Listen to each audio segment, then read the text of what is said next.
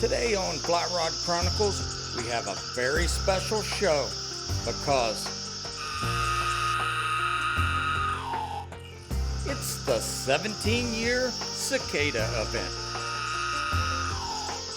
Come along with my daughter and I as we take advantage of all the bugs on the water at Stonewall Jackson Lake in central West Virginia. The carp are feeding on the top and are chock full of cicadas. A perfect time to break an IGFA world record. Oh yeah. Right, good job. Woo-hoo. Stick around for one memorable show. You just caught a world record carp. You just in West Virginia, in wild, wonderful West Virginia. Good job, Laken. Okay, that was a lot heavier than I expected. Traveling the world, fishing, enjoying the great outdoors. Those are things that would have seemed impossible to me when I was a kid growing up in the mountains of West Virginia. I'm a lucky man and I never want to forget it, and I'm hoping that sharing my experiences with folks will inspire them to do the same. I'm Curtis Fleming and these are my Fly Rod Chronicles.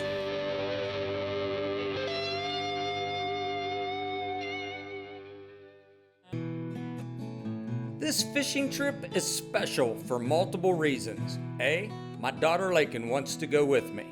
B, the cicadas are at their peak. And C, I get to go back and fish one of my favorite lakes, Stonewall Jackson Lake. If you threw a dart in the middle of West Virginia, I think you would land somewhere in the middle of the lake. You know, if you can't stay at this place for a week and find something amazing to do each day, you don't have a pulse. Laken was only 4 years old during the last Brood 5 cicada emergence, so her and I are really looking forward to sharing this amazing event together. You know, we can hear these cicadas right now. Is this crazy in the background? I love it. Yeah. Been waiting 17 years for that sound. 17 years. Our special guest this episode is local diehard fisherman Rick Heim. We've got a former world record holder, Rick, 17 years ago. So we want to pass this on to Laken. 17 years ago, he broke an IGFA line class record for common carp. Laken and I have never pursued an IGFA world record before, so it's going to be nice to have Rick on the team to make sure everything goes by the book. We've been researching, we've been going to the IGFA rules and regs, and we see that the 12-pound class is breakable down here. You've got a little present here from Mark Krause, who is a world-class rod builder. Oh my gosh. Which we've got a cicada that's saying hello to us. All right, so we'll put him right here to see if he matches. Oh my god. Isn't that pretty? Yes. And Mark took measurements of your hand holding another rod, and he made it for a female. So he cut it down from 7 inches to 6 inches, took some girth off, and we're gonna put this thing together. It is only a 6 weight, but we're gonna try to break a world record on Mark's 6 weight. And he put my name on it. Yeah. He called me and asked how to spell Laken. So, Rick, if you want to work on I'll be glad the to. leader Sure. and kind of explain, and I'll put your rod together All for right, you. we're going 12, right? Yep, 12 pound. Stick around. After the break, we get out on Stonewall Jackson Lake and start throwing these big dry flies for some carp.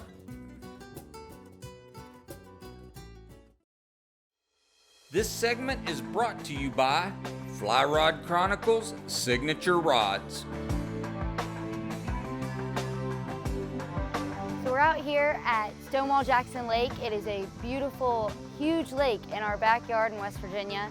So Dad went out to tackle a different portion of the lake, and we're gonna see if we can outschool Dad and catch a few more carp than he does.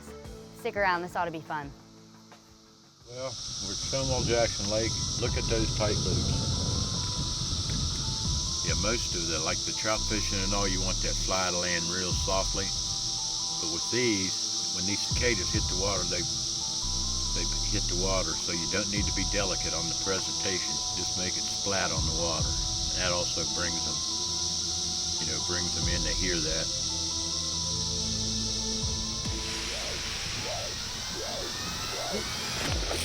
Oh yeah. Right, good job. Ooh. Good job, Laken. All right, grip. Oh my God. This is too much fun. You're good, isn't that fun? Can I net it for you? I would love for you to net it for me. If it wants to calm down a little bit. Ooh, boy.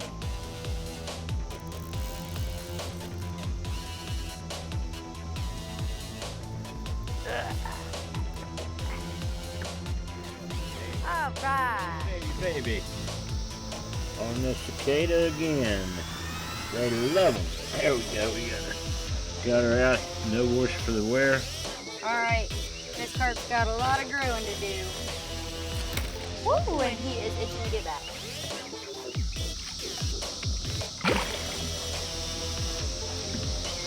On to some more. Let's go. Let's get it again.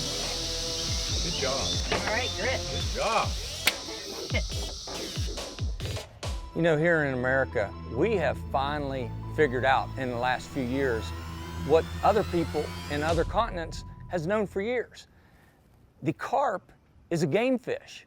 Rick's got a carp on the line. How about that? Doesn't get any better than this, does it, Lake? No. Out here in West Virginia, Oh, close to home. how could you not love West Virginia, huh? Well, Laken, he's right next to you. Met him. There you go. Ah, thank you, babe. Hey, you know what? I think this might be my carp's baby. No, it's not that small. It is small, but they're all fun. Yeah. You know? Better let out some slack there before you lose your rod. You want to release the fish? No, you want to? I think You want both do it? All right. The nice thing about carp catching them in this cold water, it doesn't bother them at all. I mean, they just, unlike trout, that can really get hurt from playing them that long, they'll all survive. You know, when I grew up, it was not considered a game fish. Now, go to your local fly shops, go to all your cool places, and you'll find people going after that carp.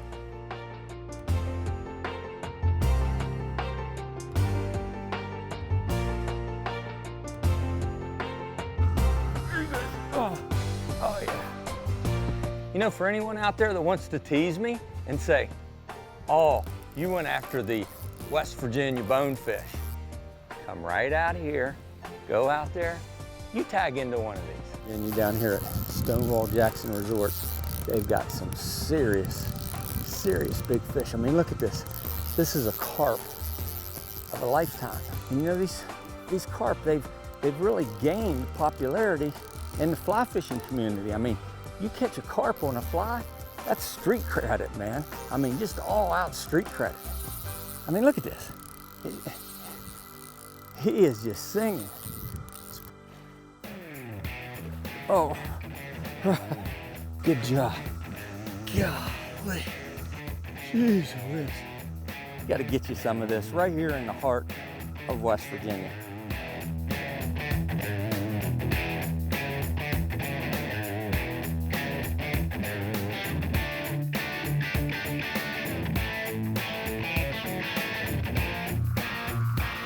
Say?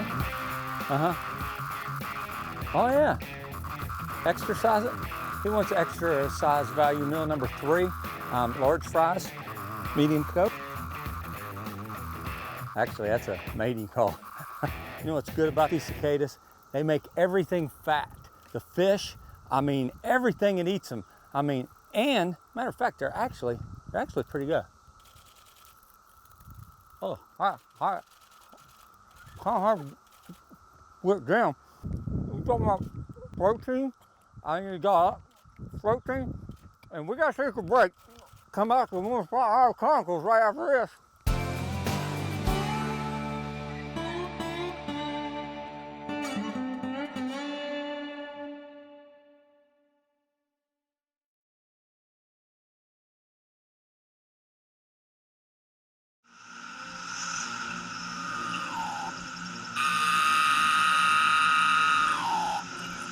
Wow, man, cicadas, it's cicada season.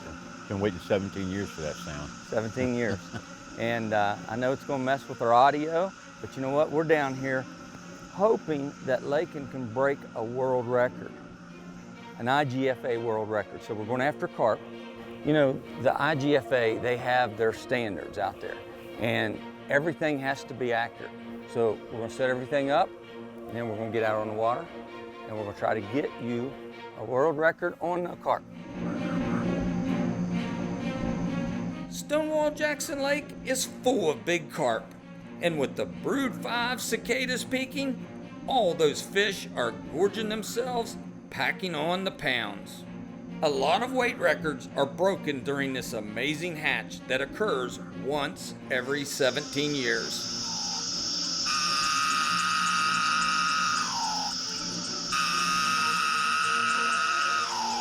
You know, these cicadas might be really noisy, but they are music to my ears. Fishing today was nothing like I've ever seen, mostly because they only come out every 17 years. It was definitely a fishing trip of a lifetime. Oh, you had it. Put it right back there. Put it there. Get ready.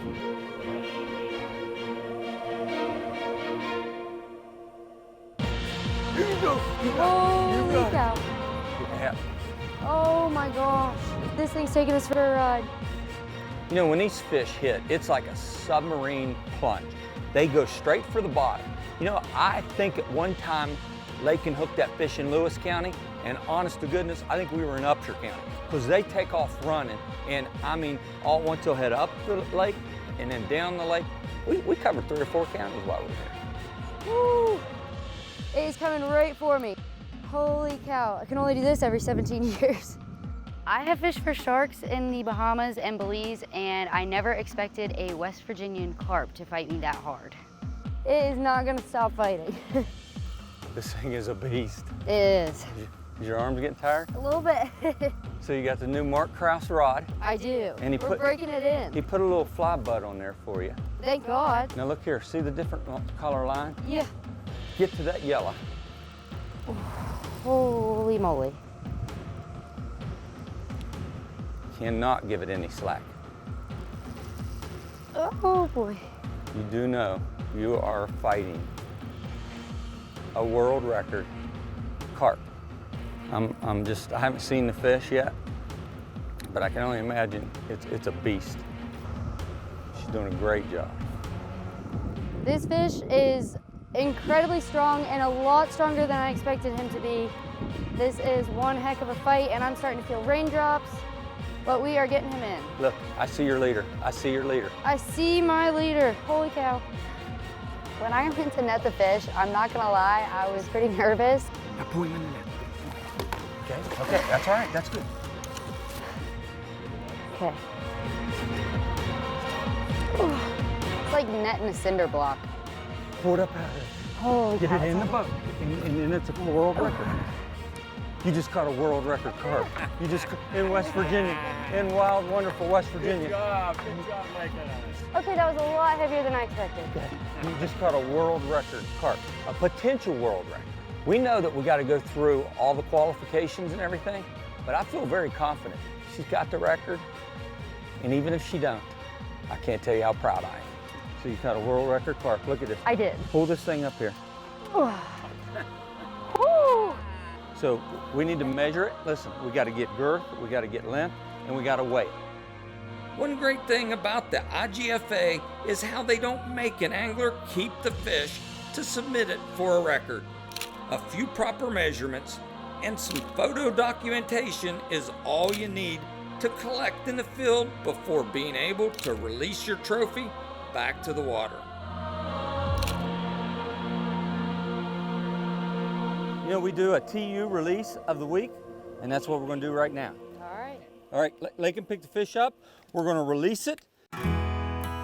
It's time for Trout Unlimited's Release of the Week.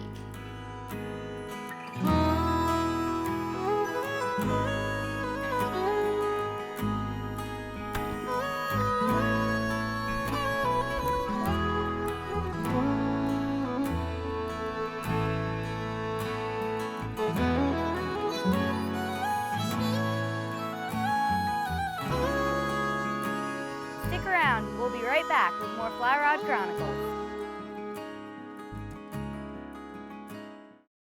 And I stick out my thumb. I've gotta get there one way or another. I'm a fishing bum. But you look around, you've got fishing. Over that mountain right there, you've got hunting. You've got the resort. My name is Richard Ebright. I'm the Director of Operations here at Stonewall Resort. Can't tell you how excited we are to have Curtis Fleming and Fly Rod Chronicles here to showcase what a beautiful resort it is.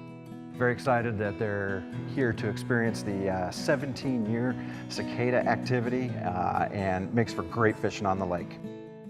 Stonewall Jackson Lake extends about 26 miles up from end to end. We have a wide variety of activities for our guests to enjoy, from a campground to marina to golf, watercraft activities, just a great place to come and visit. If you want to bring your family and you want to say, I don't want to be selfish about myself, it's all about me just going fishing, bring your family here because there's something for your wife, your kids, your grandkids, and everybody to do right here at Stonewall Resort.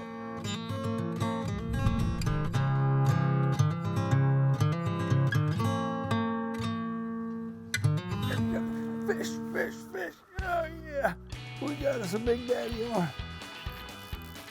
I think Laken said it. These fish are a lot like saltwater fish. They just do not want to give up. All right. Oh yeah. Coming up. Oh yeah. Didn't like that at all. It's a good one, J-Ro?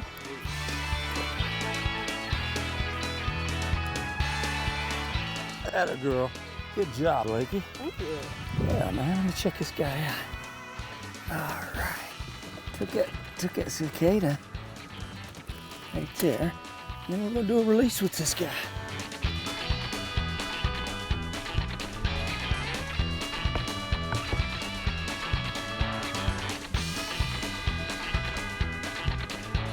It's Westerville Ecological Services. Time for conservation. You know, it's an unbelievable conservative effort that the state of West Virginia and the Department of Natural Resources has put together here at Stonewall Jackson Lake. They have implemented a stocking program for muskie. To actually harvest or keep a muskie, it has to be 52 inches or larger. They're really practicing catch and release. You know, the muskie actually, because they eat so many fish in this lake, they regulate the rest of the fish. And it's really cool what the DNR is doing right here in our home state of West Virginia to make sure they manage how many fish and the growth of this lake. Whenever my dad starts out with a story, he always says, this is my 118th episode, this is my 124th episode, whatever it is. And you would think at this point he would be tired of it by now, but it's never the case. There's always that one more fish. We can never go in, it's getting dark. He's not done. You know, carp are commonly known as bottom feeders. Carp usually eat off the bottom. During cicada seasons, that's when they're looking up. That's why people wait for 17 years to go fish for these carp like this. You will see carp cruising on banks on other years, other seasons, and they're cruising looking down.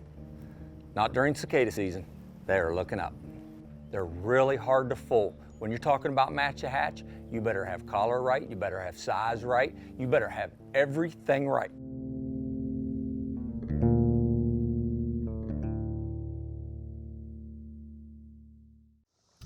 On it.